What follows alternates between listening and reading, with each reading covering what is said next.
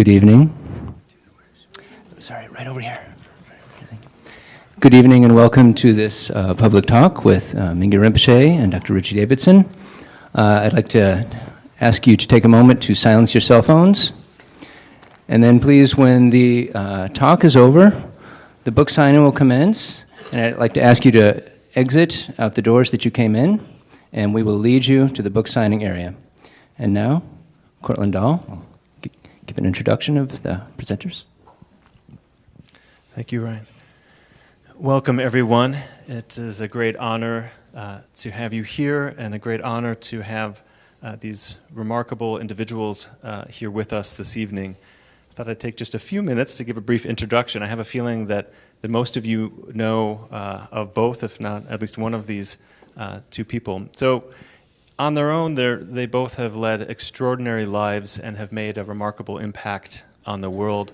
Dr. Richard Davidson, as one of the most well-known, well-respected neuroscientists on the planet, one of the pioneers of the neuroscience of emotion, and in recent years also the neuroscience of contemplative practices, based here at the Center for Healthy Minds, which he founded in UW-Madison.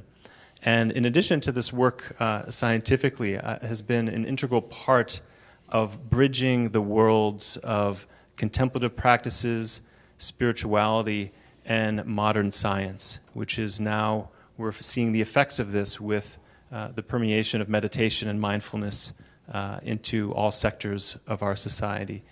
And of course, Yongey Mingyur Rinpoche, one of the most esteemed meditation teachers on the planet, a Buddhist monk from a very young age, spent many, many years in deep retreat, a best-selling author, as is Dr. Davidson. So both of these two, in their own ways, have really touched the lives of countless people and have made a big mark on our present-day society, in particular, how we can learn to cultivate well-being and truly flourish. But what's going to be, I think, especially special this evening, and we're going to have a window, first kind of a front row seat to this, is that they are also very close friends. They are each other's teacher. Richie is Mingyur Rinpoche's science guru, and Mingyur Rinpoche is Richie's meditation guru, so they are teacher and student, so to speak. So we, this evening, will have a front row seat to an intimate dialogue and hear, hopefully, a bit about Mingyur Rinpoche's remarkable journey and his new book, In Love with the World. So thank you so much for joining us, and thank you, Richie and Rinpoche, for sharing this wisdom with us this evening.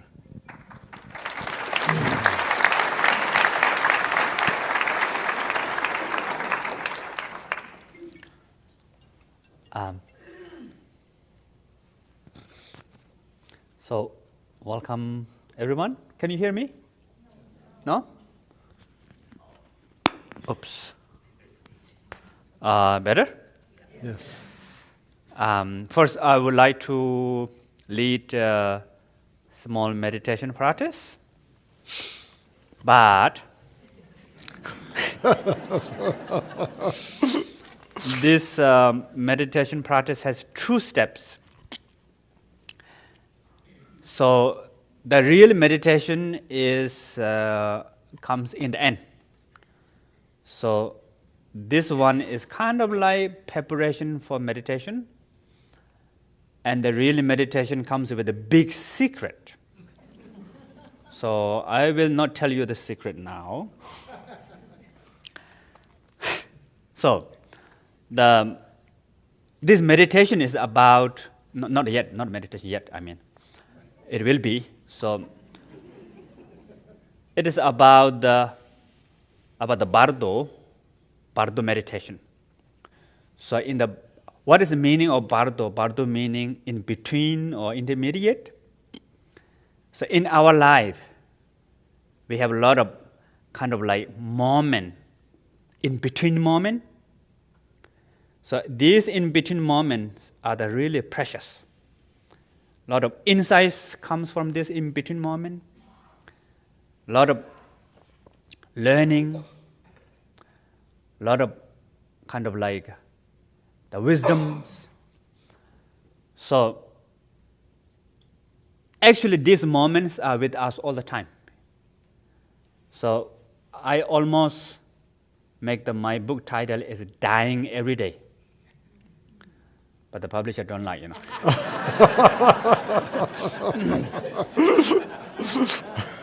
I'm not supposed to say that, or it's okay? It's good.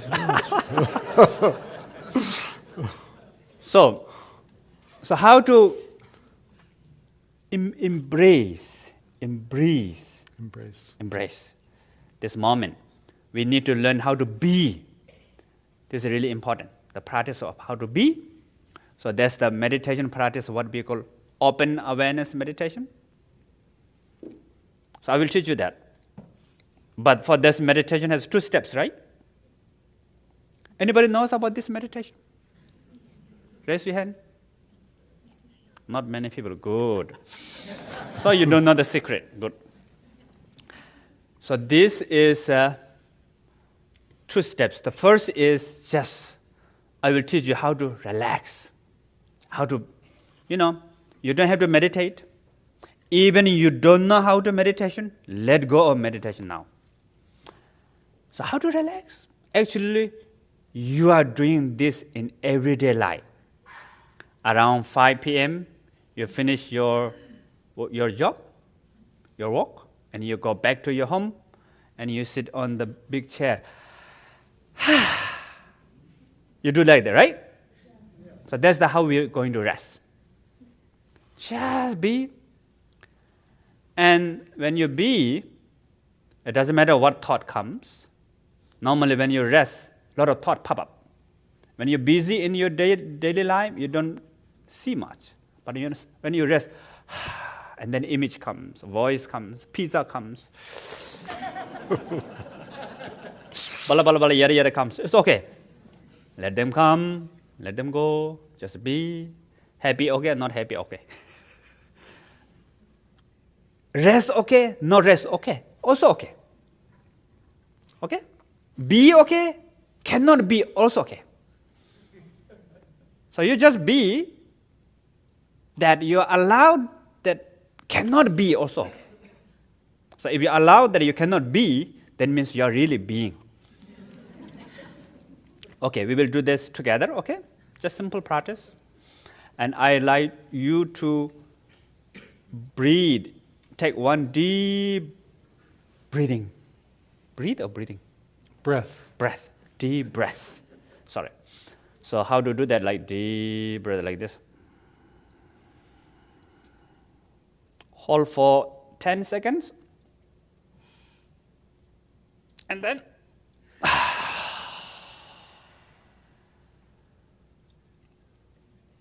rest.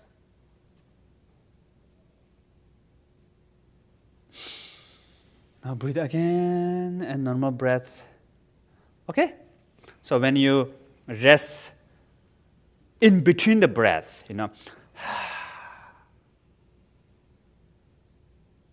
rest your body, open your lungs, open your throat, and rest your mind for 6-7 seconds.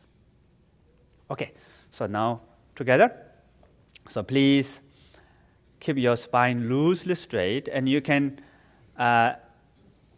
lay on your chair, support for your back, and relax muscles in your body, Relax meaning if you cannot relax, allow that you cannot relax your muscles, okay? Everything is just natural, normal. Now, please, deep breath in.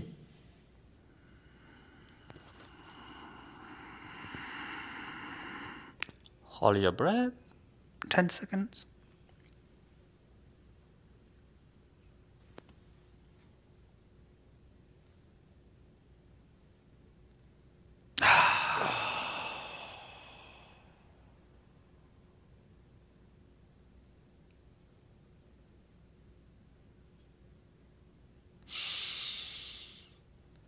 Now, natural breathing.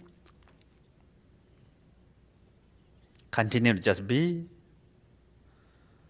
You don't need to meditate.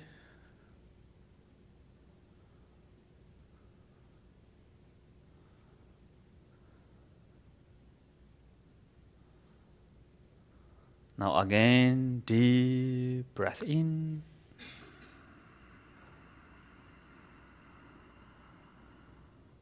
Hold your breath for 10 seconds.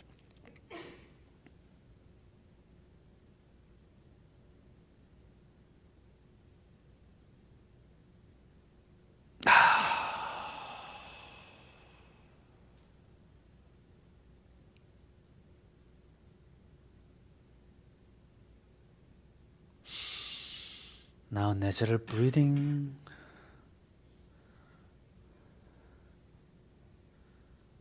Continue to just be.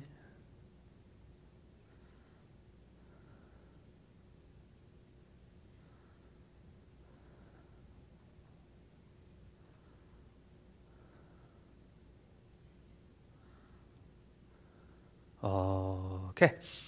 So that now the real open awareness meditation, I will teach you the end. So this is just the preparation. So finish now. Wonderful. Thank you, Rinpoche. Thank you.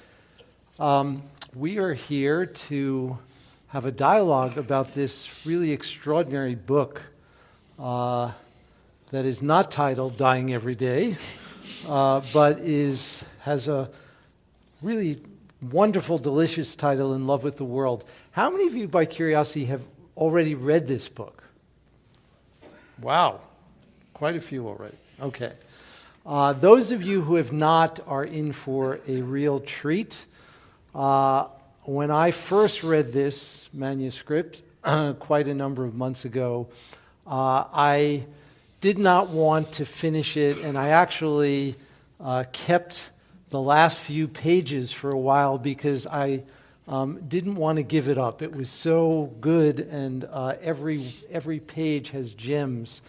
And what we'll do this evening is to talk a little bit about some of these gems. This book is about on one level, the first few weeks, really not more than about 10 weeks, would you say? Yeah.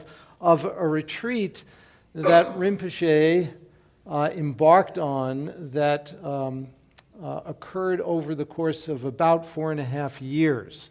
And so given that this book is only the first 10 weeks, there are many more books that we wish for you to write to tell us about the experiences after that. The motivation for this 4.5-year retreat is fascinating.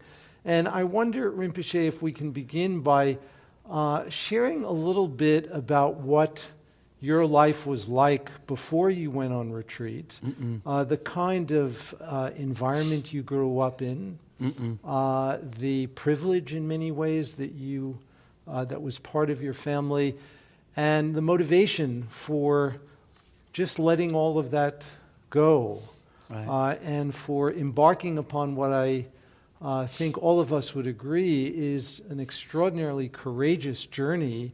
When Rinpoche left, he left in the middle of the night. He left with extremely little money. He left with only the clothes he was wearing and nothing else. And went out on the streets in Bodh Gaya, India, to begin this 4.5-year journey. So if you can share with us just a little bit about the motivation, I think the audience would be very interested. Yeah. So before I left, my life is wonderful. I have nice family. My father was a great meditation teacher, and I have nice grandpa, grandma, mommy. And also, I was born in the right middle of the Himalaya mountain. We have the 8th highest mountain in the world, Manasilo, in my hometown. So nice. And I'm recognized as Rinpoche, meaning kind of like spiritual, how to say? Leader. So wherever I go, people do like this. Oh, sorry. And everybody treat me as like Dharma prince. But since childhood, I really like to kind of explore. In Tibet, we have this style called wandering retreat. So when I was young, my mom read a book about those wandering, the meditators' life story. After, in the nighttime, we all get together around fire because Himalayan mountains are quite cold. And normally in the night, we have soup, tukpa, the Tibetan noodle soup. Mm-hmm. So we all have tukpa together. And then my mom began to read these books, and she will read very slowly. And this story is very dramatic. And then after a certain level, my grandmom will cry, And then my mom cried, then I cried. And three of us cried together, So this is really, in my mind, big inspire. So then when I was 13 years old, I had opportunity to do retreat. So then after I finished my retreat, I want to do more retreat, like wandering retreat.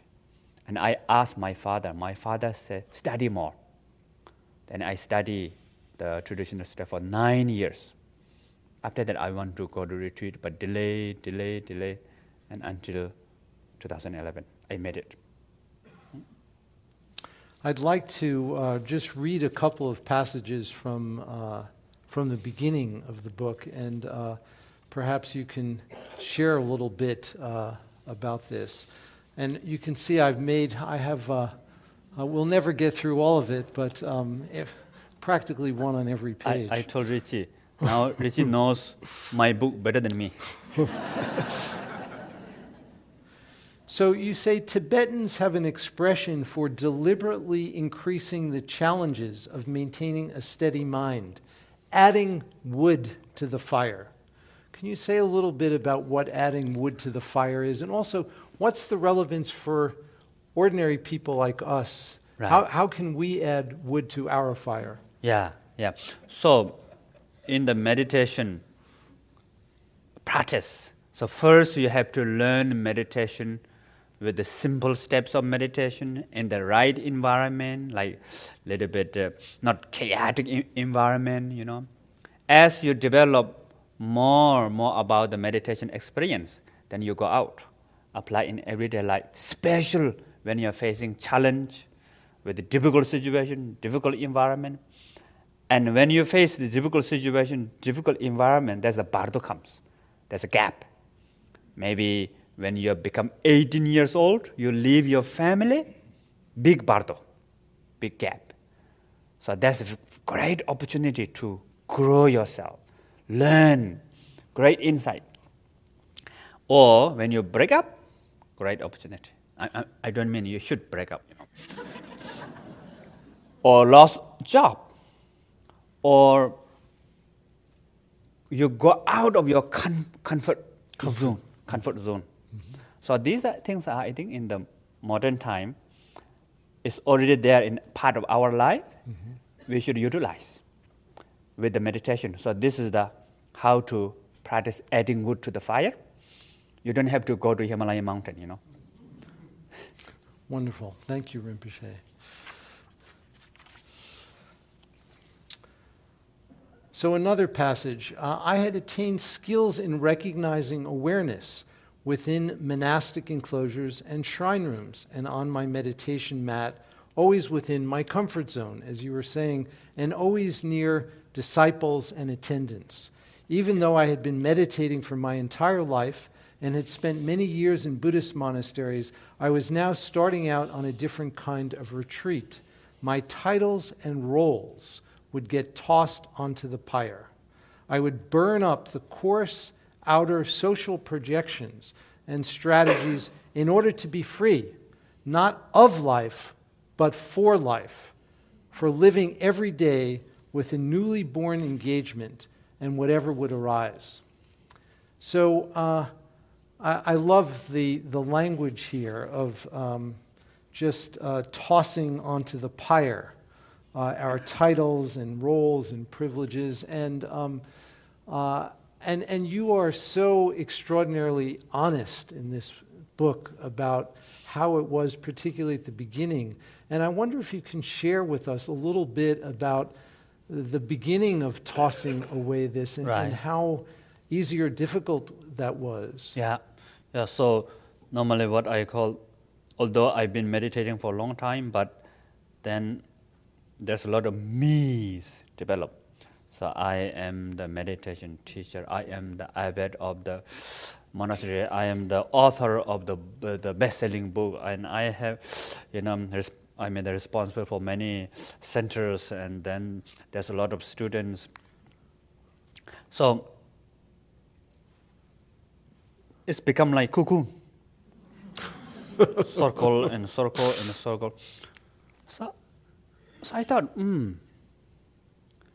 I always love to kind of like do the wandering retreat. I think this is the best opportunity now.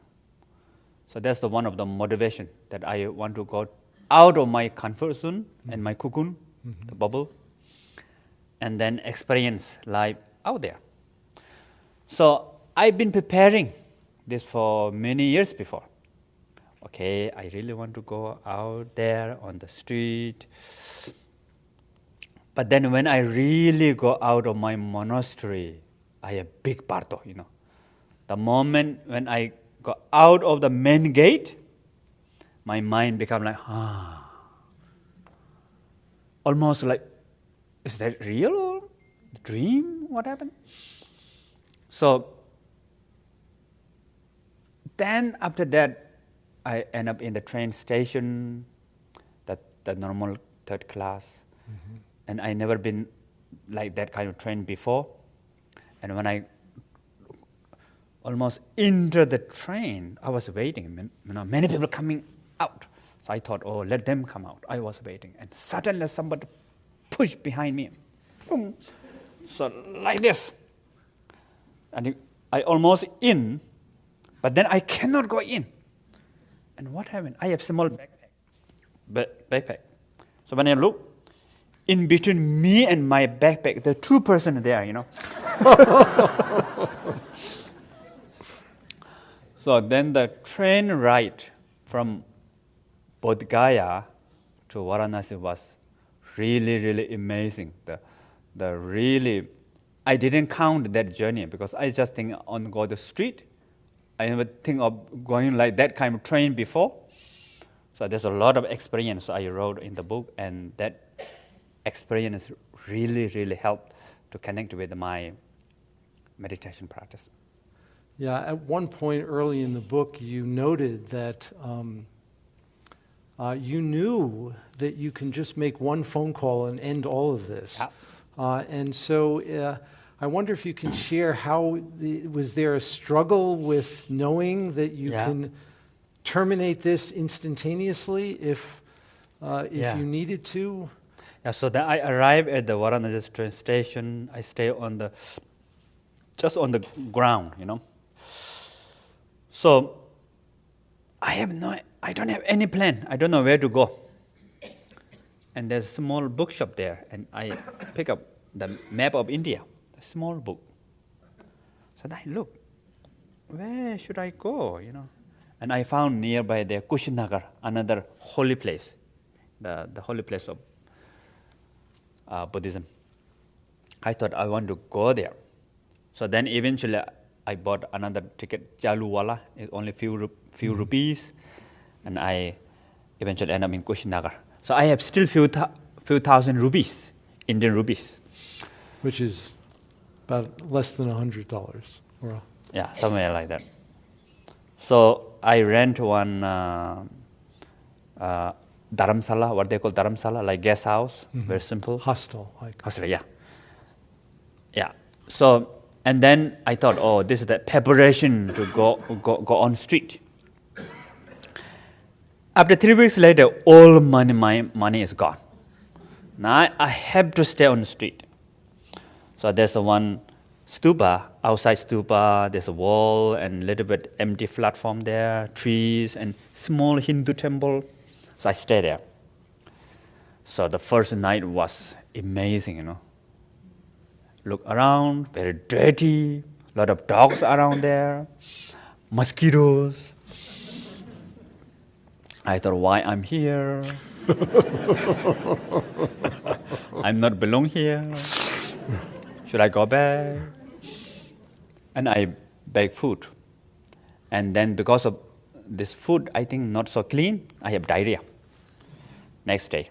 So diarrhea and vomiting, and no money for medicine. So diarrhea continued for 5 days. Then end of that, then I thought, oh, now I'm going to die. Should I go back? If I want to go back, I ask someone, maybe call to my monastery, and they may pick up me, Or I should just follow the flow of situation. Fear, what should I do? Around afternoon. Then I decided to stay. And was it hard to make that decision, Rinpoche? Yeah. For 2 hours, I don't know. Should I? No? But then after I just let follow flow of situation, feels quite nice. Then that night, I think I'm almost, then the beginning, I thought I'm dying, Then I cannot see, I cannot hear. I feel like falling. My body become paralyzed. And I rest, I meditate. So we have one meditation called dying meditation. That's about Bardo meditation. Rest in awareness. Awareness become clear and clear. Although I cannot see it, cannot hear it, even the body become paralyzed. I know everything.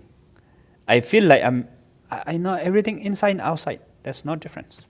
In the end, I feel like I almost wake up unconscious and suddenly open up. The awareness, which is kind of like boundless, no front, no behind, no up, no down, no time. And I know what's going on, but at the same time, normally when we know something, there's image, there's voice, there's physical sensations, all these are not there. But at the same time, so joy, so present. So I was rest in that state, so joyful for maybe 5 hours? Yeah, 5-6 hours until morning. 8-9 hours. Then I come back. So I begin to move my fingers, and then slowly I can hear, see. So when I come back to alive, wow, the world become wonderful. Now the street become like my home. Before I thought, wow, very dirty, why I'm here? Now this feeling is gone. When I look at the tree is so alive, and the leaves are shining. When the breeze, air come to the face, so pleasant. And I'm so much appreciate that I'm alive, appreciate that I have breath. I stand up, and I want to drink the water, and I feel thirsty. Took few steps, become unconscious again. And someone took me in the hospital. I woke up in the hospital. Yeah, it's an extraordinary story. So I'll read a couple of other passages. You had, early on in the book, you say your backpack contained 2 Buddhist texts that you had chosen to take on the journey. I'm curious if you can share with us what those texts were. 자지 ngeden jamso Yongey Mingyur Rinpoche. You understood? So one text about the Mahamudra, defining ocean of definitive meaning, and another text about Dzogchen, the oral lineage. Yeah, oral lineage of Dzogchen teaching. Yeah, okay. 2 books. Great. So you say, I had joyfully anticipated the death of my roles and of transforming into an itinerant yogi, alone in the big chaotic world. But the change from always having an attendant to being totally alone struck me like a thunderbolt. And then you went on to say, this is, you were talking about the train and train station. I wanted to hide, but I had nowhere to go. I could feel the tension and resistance in my body, and I acknowledged how much the surface of my mind was getting stirred up by discomfort and judgment. At the same time, a sense of stability, cultivated by a lifetime of practice, was also present, but it felt fragile in a way that I was not used to. And so I wonder if there's something that you can share with us about the more ordinary journeys that many of us are on, and how this fragility that we sometimes experience when we encounter challenges, how can we use our practice and apply it in those situations to help us? Yeah. So normally, what we call Bardo has 3 stages. The moment of dying, then the Bardo of Dharmata, meaning the spontaneous present, and the Bardo of becoming, meaning the next transition begin to form. So if we want to learn something new, first we have to die. We need to die also. If we don't die old self, then we cannot rebirth as new. So the first state is the Bardo of moment of dying. So at that time, the real fear comes because we don't want to die. We are halting, our mind fixed. So at that moment, we have to let go and embrace the whatever, the new, the unknown. The most of the time in between the gap, there's the moment of the glimpse of kind of like a glimpse of openness, spacious, glimpse of non-dual experience. So these are really present, important moments, precious moments, that if you know how to be with that, then that really helps us open up, see a lot of great opportunity, new idea, creativities. All the insights comes from embracing this gap. So when you more can be with this gap, then the second stage is the Bardo of Dharmata, meaning more like spontaneous present. So this one is kind of like lucidity, not fixed. Then after that, we will become something. So there's 3 stages. Thank you.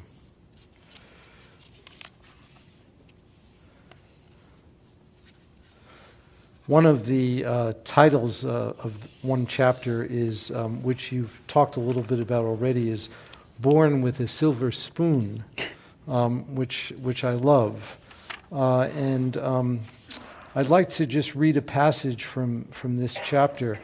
You say, I too am royalty, a pedigreed Dharma prince. Whatever possessed me to spend my first night in the world alone, imprisoned in a sweltering train? I can get off and buy a new ticket for first class. Well, that's a silly thought. I need to figure out how to deal with the discomfort. I think that many of us are in situations almost every day at a much more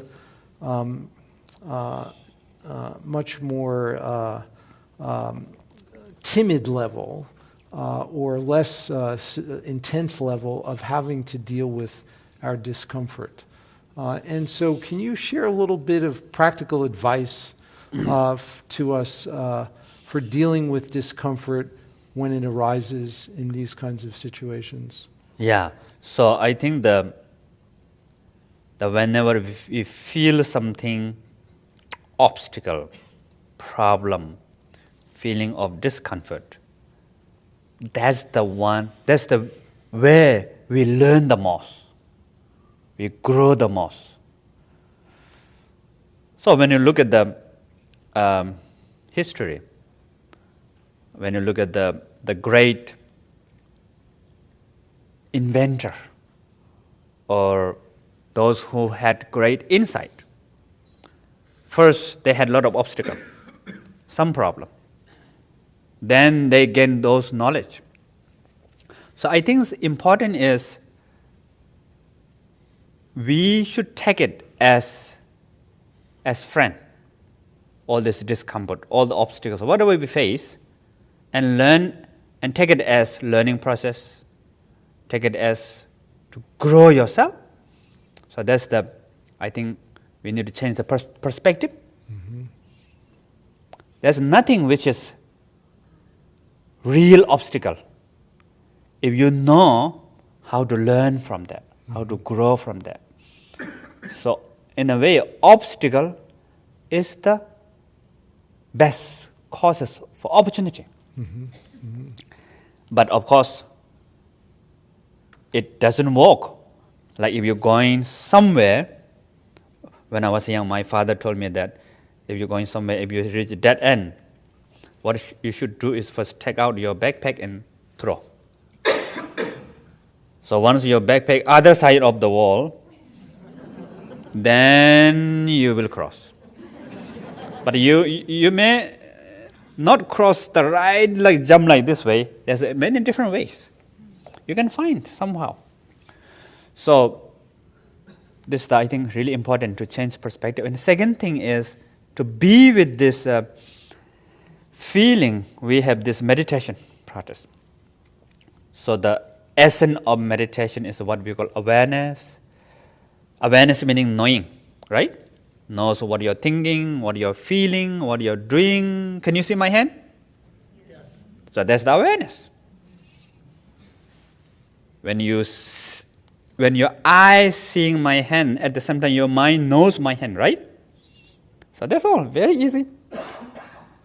But the important is we don't know the awareness. Too easy, we cannot see it, cannot believe. So we need to connect with this awareness, maybe by breath first. Breathing in, breathing. My first meditation is my first meditation is the breathing meditation. So first I thought it's boring. I had panic when I was young, and I asked my father to teach me meditation. He said, "Watch your breath." I thought, what? I want to be happy, but the technique to be happy is watch your breath. Why this breath to do with my happiness, But my father said, "Oh, it's good for you. You will be more happy." But I feel more bored,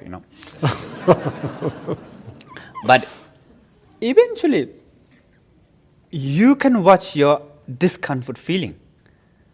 Just the same way same style that you watch your breath. Yeah. So then the discomfort feeling becomes support for your meditation.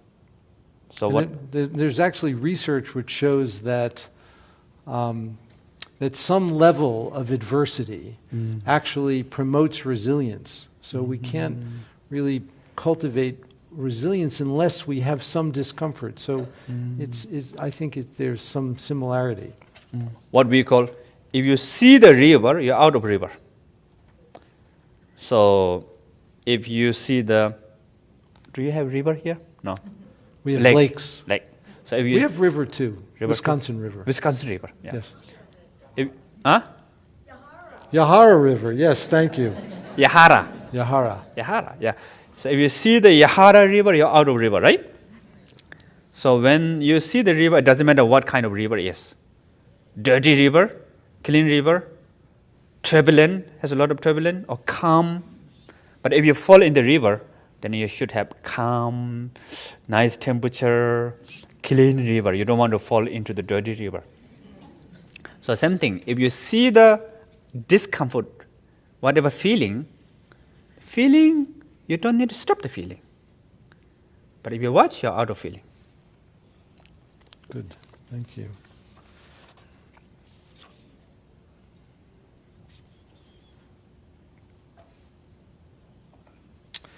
So one of the themes in the book is really about impermanence. Yes. And so I'd like to read another passage where you said To approach the finality of our bodies while paying no attention to the many deaths of daily life is like confusing diamonds with pebbles and throwing them away.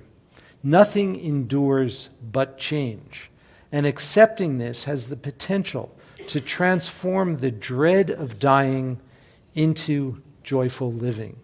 I wonder if you can say a little bit more about that, Rinpoche, and how that it can be a guide for all of us. Yeah, so normally when we have the problem, obstacle, we do two things. Whether we're too tight to get rid of that obstacle, or we give up.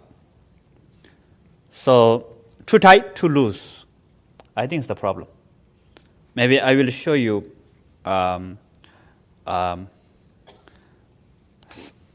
do a little bit scientific research. Sure. Why not? So, to drink this water, there's 3 styles, okay? The first style is, oh, I have to drink this water. Now. Water.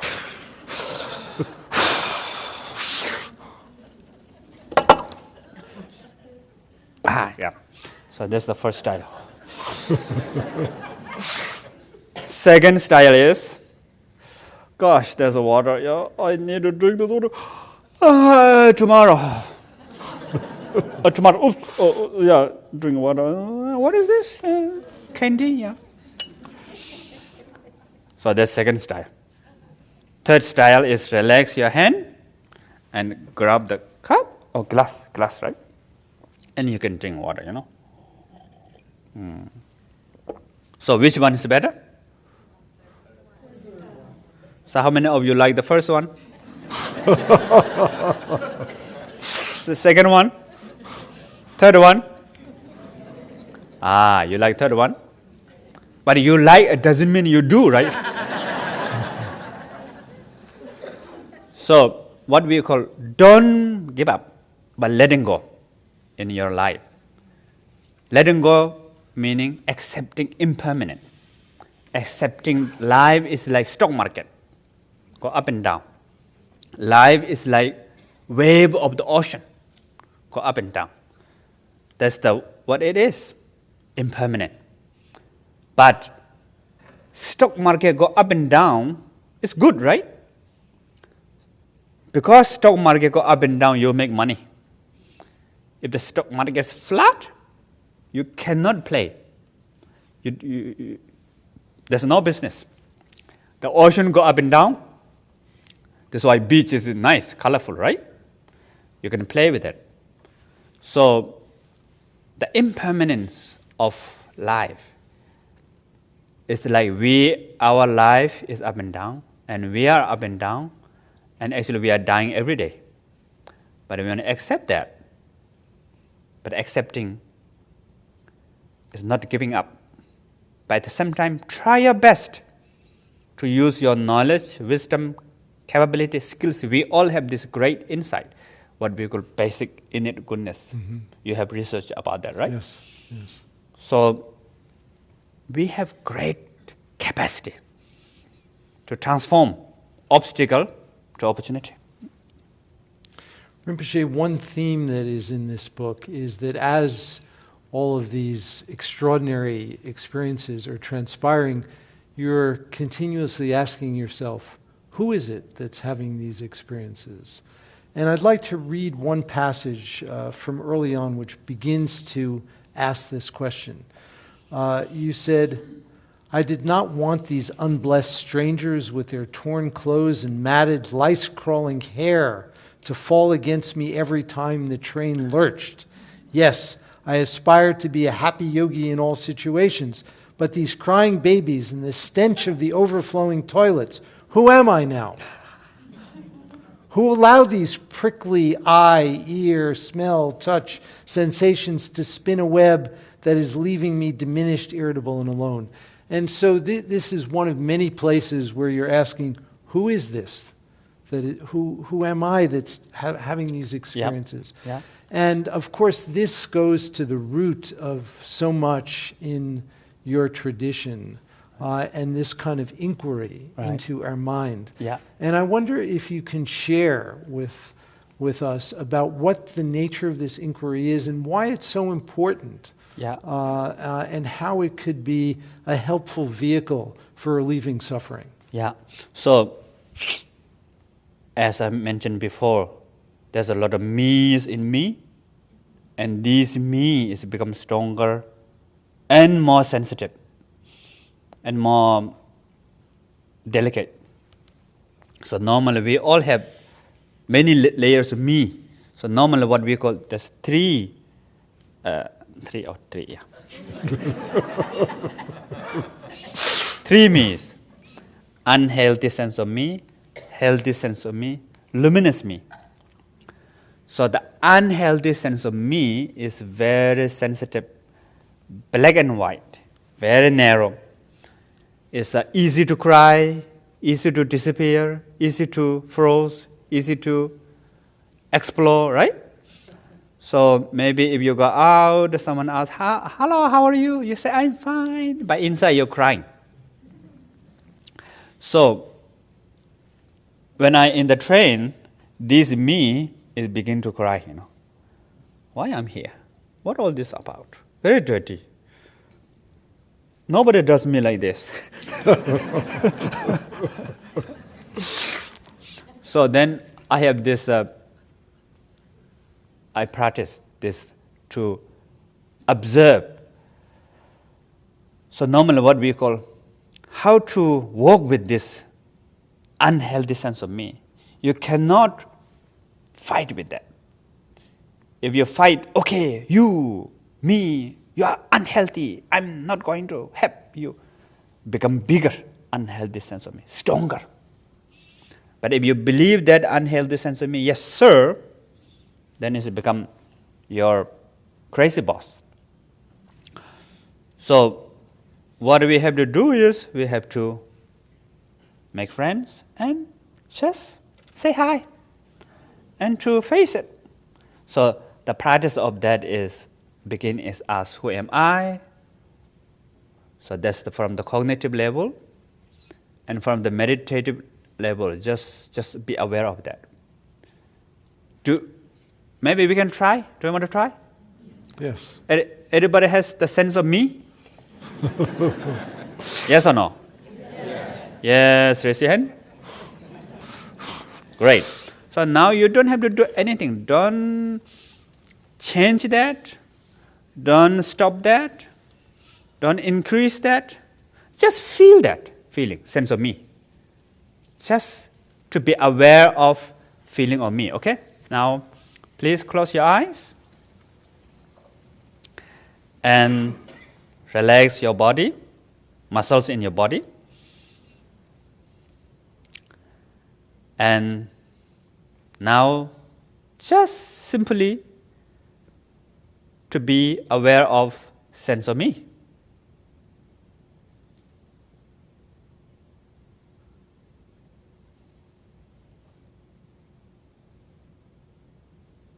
You don't need to change anything.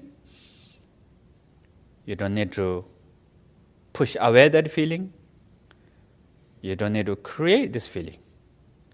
You just simply to be aware of whatever feeling there with you.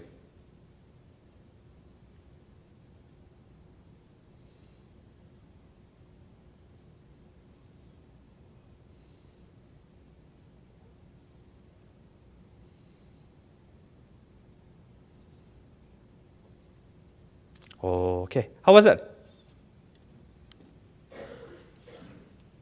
How many of you, when you look at the feeling of sense of me, the feeling disappear? Raise your hand. I mean, you cannot find that feeling. Great. So if you cannot find it, there's a gap. Taparto. Wonderful. How many of you feel that? Raise your hand. If you feel that, great also. And when you see the river, you're out of river. Remember? And how many of you are not sure? Raise your hand. That's also good. When you look for sense of me and you're not sure, how nice. Normally it's so strong, sensitive. But now you're not sure how to look at and where is this feeling? Also good.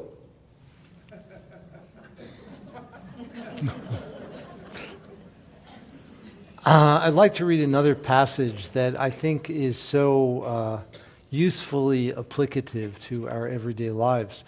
You say, Rinpoche, modern people often talk about themselves in static mental postures, such as, I am an angry person, or I am essentially jealous, or I am basically greedy, highlighting the dominant trait of one realm strengthens karmic tendencies.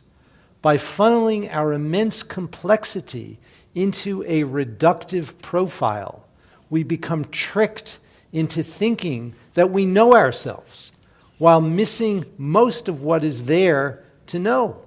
This keeps us spinning in repetitive loops and narrows options for finding out who we are. And to me, this was, first of all, so beautifully stated. I wish modern psychology was as clear. I think it speaks to something that happens all the time where we reduce ourselves to a simple description, a concept. Right. And so what recommendations can you give to us or insights about how we can begin to loosen the hold of that? So how to begin to lose this, like we just did this practice, right? Just to be aware of non-judgmental awareness. You don't have to control, you don't have to change, you're just aware, and some of you are aware, great. That's the beginning of loosen up this unhealthy sense of self. Some of you cannot find it. Great, that's the openness. That's the gap. That's the bardo. Some of you are not sure. How nice. Normally it's so sensitive. I am jealous person. I am this, I am that. So much fixed.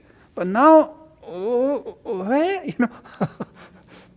So that's what we call power of awareness. But at the same time, when you do this practice at the beginning, we might feel a little bit insecure, feeling of something, losing. That is the normal. But don't worry. When you begin to look, observe like this way, then we can find the healthy sense of self. So healthy sense of self is not black and white, not narrow. We don't need to fix like, I am this kind of person. It's the sense of openness, sense of spacious, and you become bigger. The healthy sense of self is connected with awareness, openness, love, compassion. So wisdom,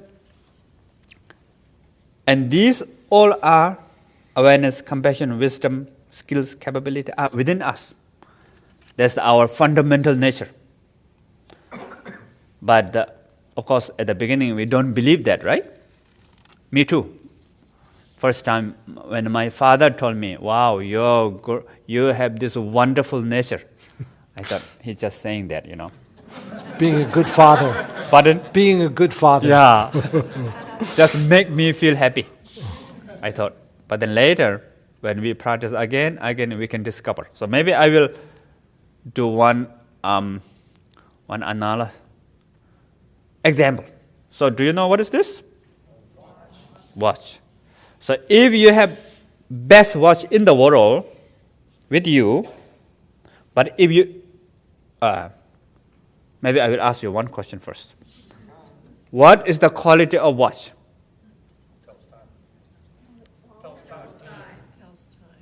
Tells time, right?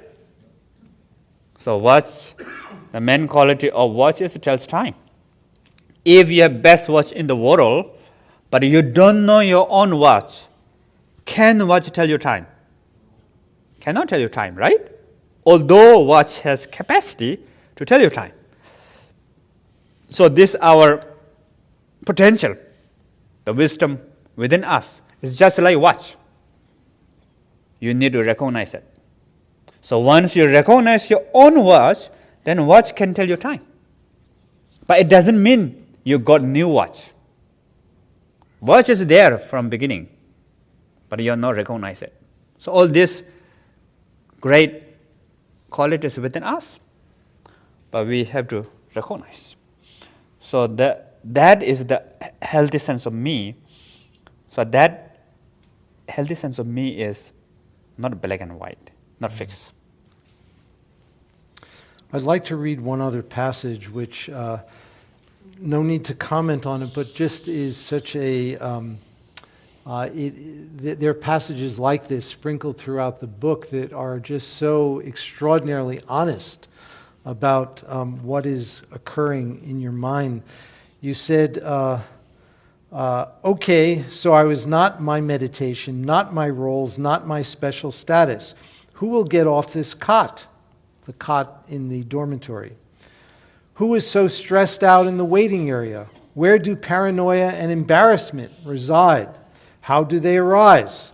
If they cannot be located or perceived with the senses, if the shapes of them, their size and weight, move like clouds, then they will pass through. Pass through where? My hands cannot hold them. Oh, this mind of mine, what problems it can cause. Just I'm having problem with the on the ground, and nobody does me like this, And I feel like everybody is watching at me.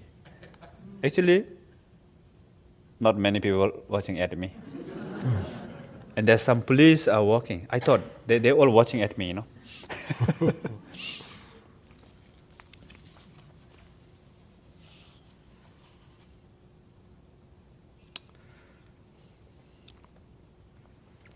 Okay, this is some advice that your father gave you. Your father said, I know you love your mountain bike, but getting rid of it will not help break your attachment. Actually, it might strengthen it. And he was going on. And this was a man that was a student of your father's. And then it goes on to say, the man was both relieved and confused. My father explained that the wish to get rid of also arises from the fixed mind. If you are attached to the bike and you give it away, your mind will stick to the bike, whether you own it or not, and you might become proud of your action. If you do not work with the mind of attachment, the mind will stick to one thing or another. You have to liberate the attachment, and then you can choose to keep the bike or not. Do not push away, do not invite. Work from the middle. And slowly you will transform attachment into an open mind that allows you to make appropriate choices. Yeah. So I wonder if you can share with us, what does working from the middle mean? Yeah. So the meditation, all this meditation practice is you are not kind of controlling. You are not kind of like fighting or get rid of something. And these all meditations are kind of like exploring the nature of reality and just to be what's there with you. So, like, for example, we all have thought, right? So many people, when they begin to learn meditation, they think meditation meaning to stop thinking. Think of nothing. Empty mind, empty brain. Concentrate on your breath. So then the pizza comes, You, pizza, keep quiet. I'm watching my breath. Then now pizza become more. So one pizza become 2 or 3 and louder and bigger. And in the end you give up. The meditation is not for me. I cannot meditate entire my life, So that is like mountain biker. Want to get rid of this my bike. I should not attach to my bike. I'm the good meditator. Have to let go of my bike, If you do that, it doesn't help. It has to come spontaneously, has to come automatically. At the same time, another problem is we are too much fixed on the thought. We are lost with thought and creating special state of mind. Like many people think meditation meaning blissing out. I'm going to meditate and to at the beginning put fake smile on your face. Peace, relax,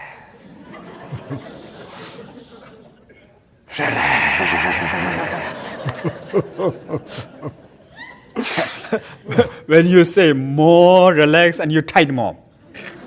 So, no need to do that also.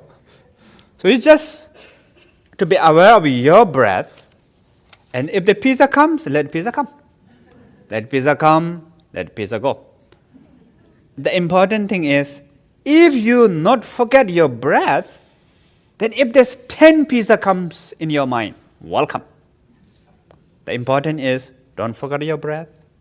Be with the breath. So when you're breathing in, the pizza comes like this. Breathing out, the pizza comes like that. Go around your head, okay. If you're not forget your breath, not only pizza, the to-do list, your work, your family, your job, what should I do tomorrow, or deadline is coming, or I did something wrong last. All this, let them come. Panic also, depression also, stress also. So don't block.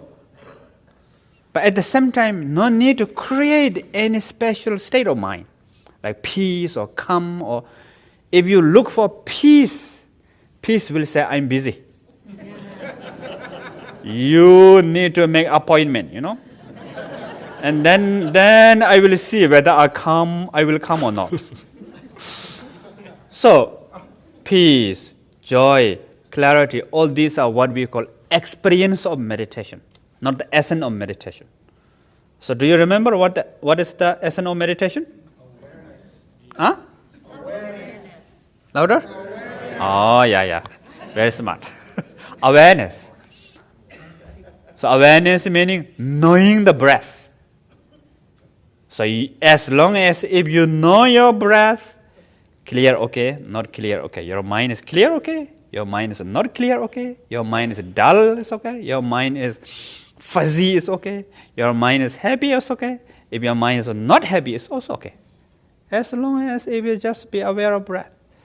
And then you're aware of breath again, you lost again. Of course, you cannot aware of your breath too long. You will forget. Come back again. Forget. Come back again. So that's the middle way. Wonderful. Thank you.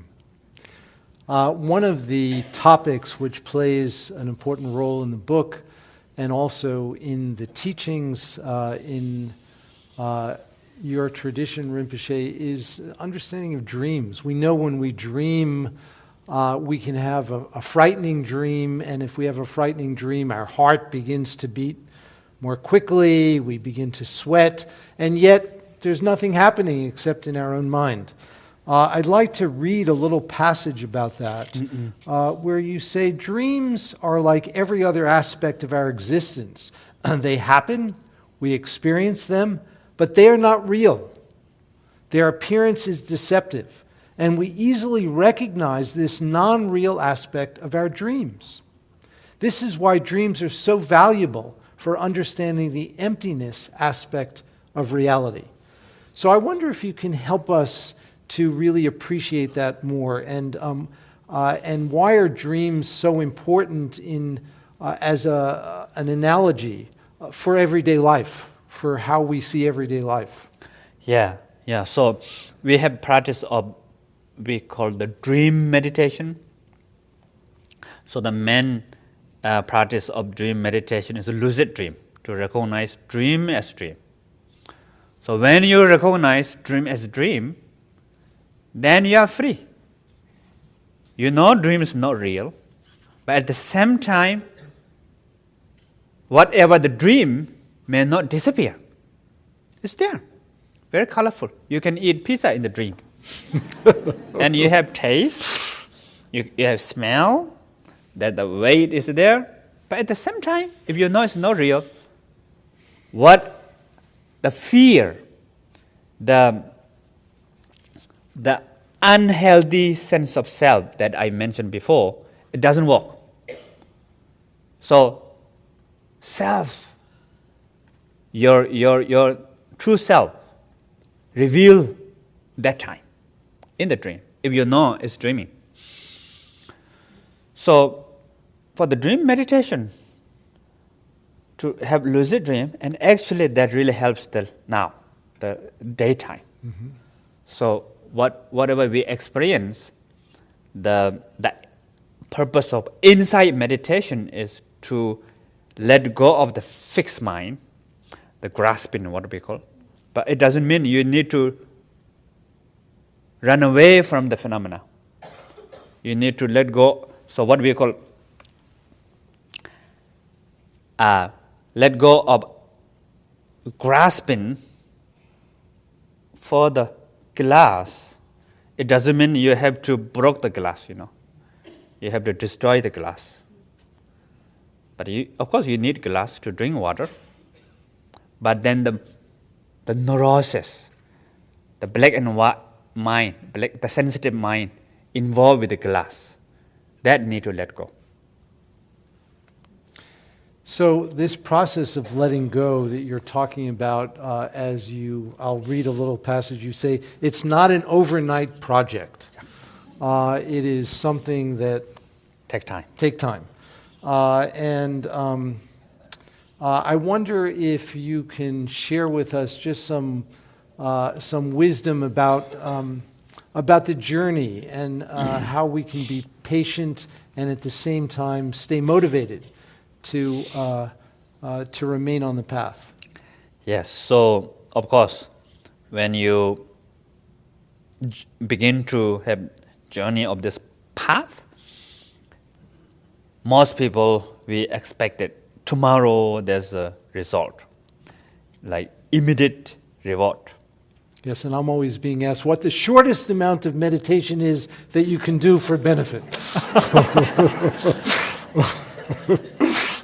Maybe you can say 3 breathing meditation in the morning. Sometimes even 3 breathing meditation in the morning can change experience in the day. Hello? In the day. In the day? Can you hear? In the day? So, it's like planting the flower, First, it's just seed. And the seed mixed together with the soil, water, and then slowly, small, what do you call it?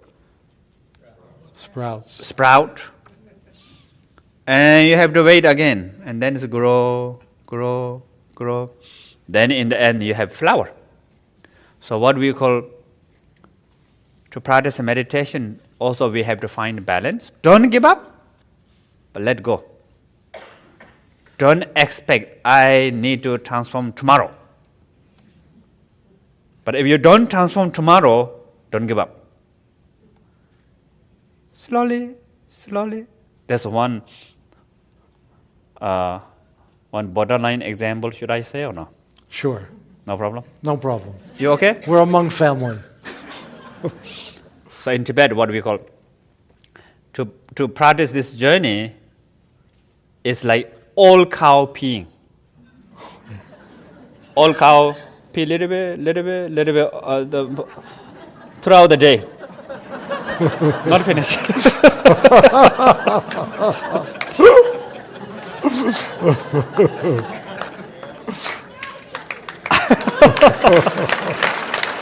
Thank you.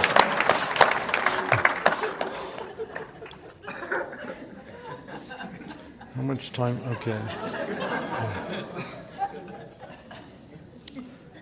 So I know you want to we'll have a practice, Yeah. so we'll leave a few minutes for it, but maybe just a couple of more things. Yes. You have a quote from Shantideva Yes. in here that I'd like to just read, and maybe you can say a little bit more about the importance of this. Shantideva said, "If such a thing as I exists indeed, then terrors granted will torment it. But since no self or I exists at all, what is there left for fears to terrify?" Yeah. Sometimes what we call, if the more you know that things are not exist, actually the more possibility that opens up for you. So one way is like opposite, right? Not exist, then you have more. What are you talking about? But the unhealthy sense of self, what it's looking for is permanent, stable, unchangeable, control, right? But the reality is not. Reality is change. Reality has a lot of pieces. Reality is interdependent. You cannot control it. Complete.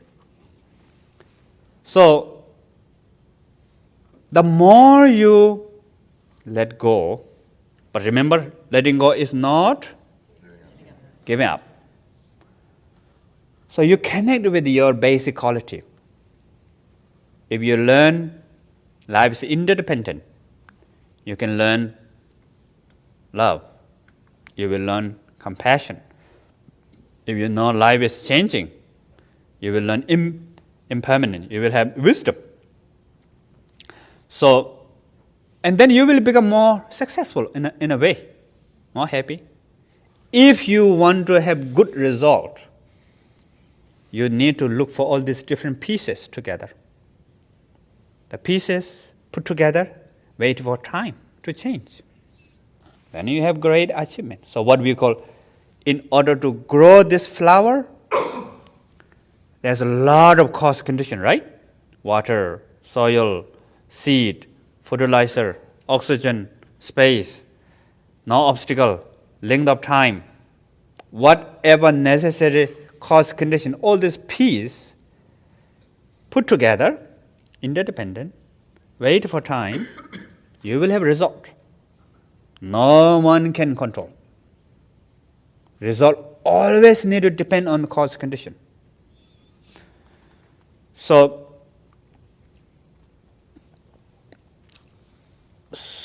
the first is non-self, meaning let go of self, which is fixed, control, black and white. Then you connect with the self, which is impermanent, interdependent. Pieces. In the end, you connect with the luminous self, self beyond self. So that's step-by-step practice. So when you reach the luminous self, there's no self as what we believe normally. But at the same time, you are everywhere. Mm-hmm. Everywhere and nowhere, right? So a few more things. Without the capacity to die continuously, we end up living in a place where only fungus grows. Life forms that grow from dead matter and live in darkness. And then at the end of this chapter is when you are quite sick and really beginning to work with the pain. And I'd like to just read this. It's so powerful. You said, "I started to meditate on pain by directing my mind to the sensations of stomach cramps, then letting it rest there. Just be with the sensation of pain. No acceptance, no rejection, just feeling. Explore the sensation. Don't get caught up in the story about the cramps, just feel them. After a few minutes, I started to investigate. What is the quality of this feeling? Where does it reside? I moved my mind from the surface area into my stomach, into the pain itself. Then I asked, who is having this pain? One of my esteemed roles? They're only concepts. Pain is a concept. Cramp is a concept. Stay in the awareness beyond concepts. Let the self beyond self accommodate both concepts and no concepts, pain and no pain. Pain is just a cloud passing through the mind of awareness. Cramps, stomach, pain, all are intense forms of awareness. Stay with the awareness and become bigger than the pain. In awareness, like sky, there is no place for the concept to abide. Let it come, let it go. Who holds the pain? If you become one with your pain, there is no one to hurt. There's just a concentrated sensation we label pain. No one holds the pain. What happens when no one holds the pain? Just pain.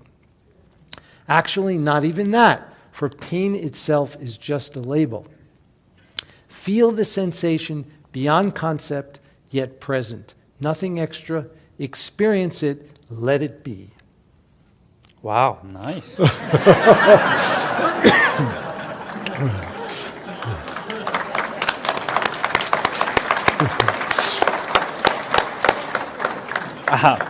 Who wrote that?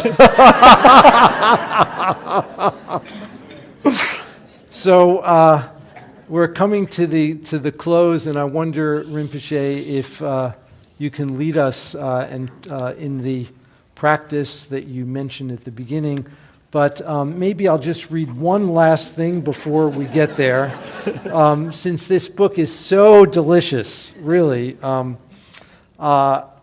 And this is toward the very end of the book. Spoiler alert. It's not the very, very end. The illness is over.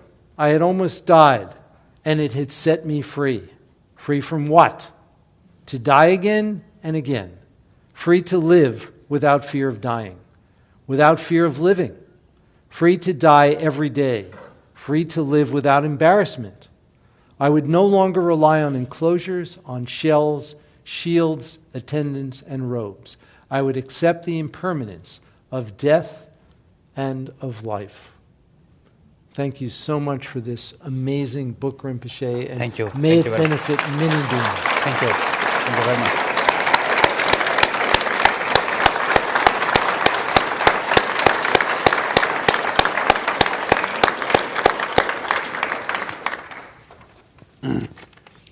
So now the thing, the real thing now. So everybody ready? So this is the moment of the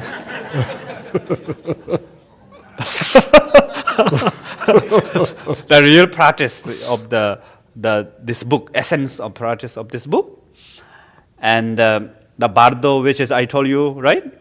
The non-conceptual state, the state in between the two concepts, yeah.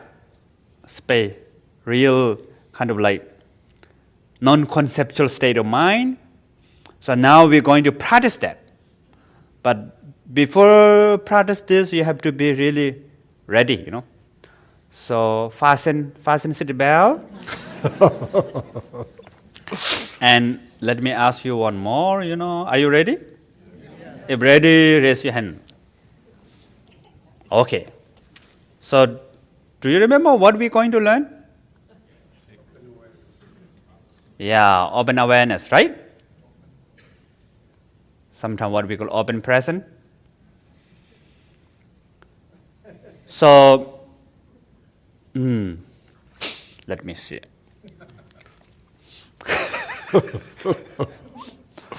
So before that, there's one big secret. I promised this morning, right? I'm sorry. This is the beginning of the teaching. So should I tell you the big secret? So this big secret connected with this meditation.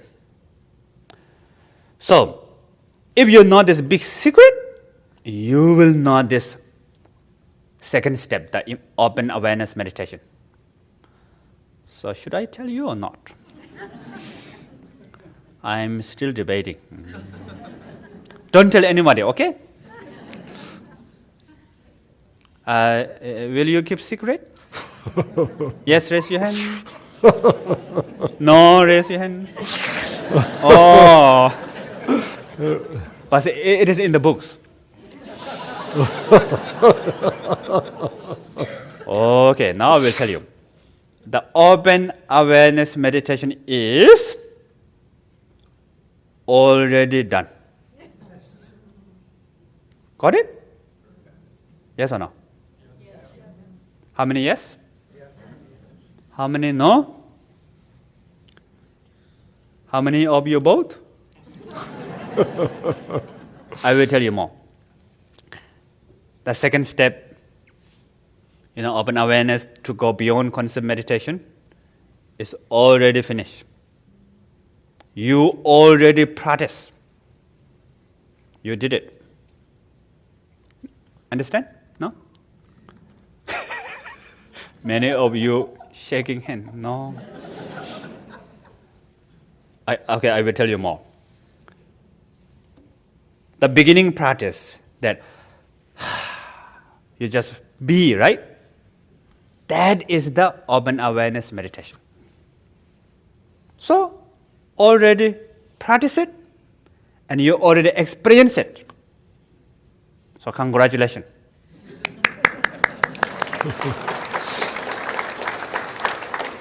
So, there's no second step. What we call non-meditation is the best meditation. So the real meditation, you don't have to meditate. You just be. So when you just be, you are not lost. The sense of presence, sense of being, sense of relaxation, everybody has a little bit different flavor. Although there's a thought comes and goes, blah, blah, blah, yada, yada, yada, ha, ha, hoo, hoo. But you're still not lost. But at the same time, you're not meditating on any particular object. So, three things there. You're not meditating, so what we call non-meditation. You're not lost. And third is uncontrived. You're not controlling, not changing. You just be. Yeah? Got it? Okay, try again. Now keep your meditation posture, which is keep your spine loosely straight. And you can put your hand on your knees. Just cover your knees, or around your knees. And close your eyes. And just be.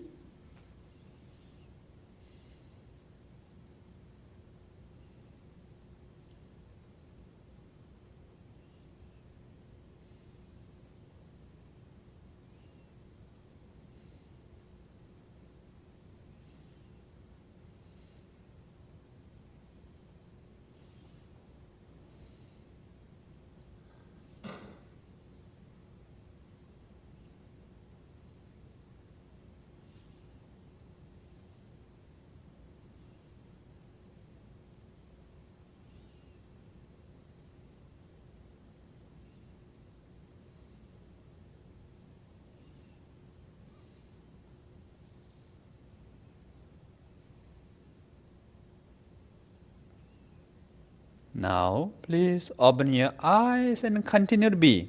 Just relax. If you cannot relax, also okay, allow that you cannot relax.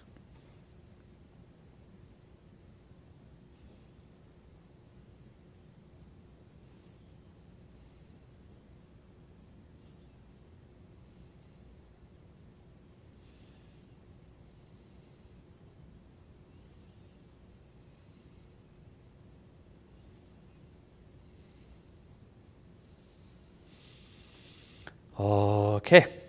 How was it? The first one is better or this one is better? First one better, raise your hand. This time better, raise your hand. meditation experience changes. So most of the time, it will not be the same. So now you feel maybe relaxed, and next time you try, the flavor is not the same. So don't expect always be the same. Thank you. Thank you so much, Rinpoche.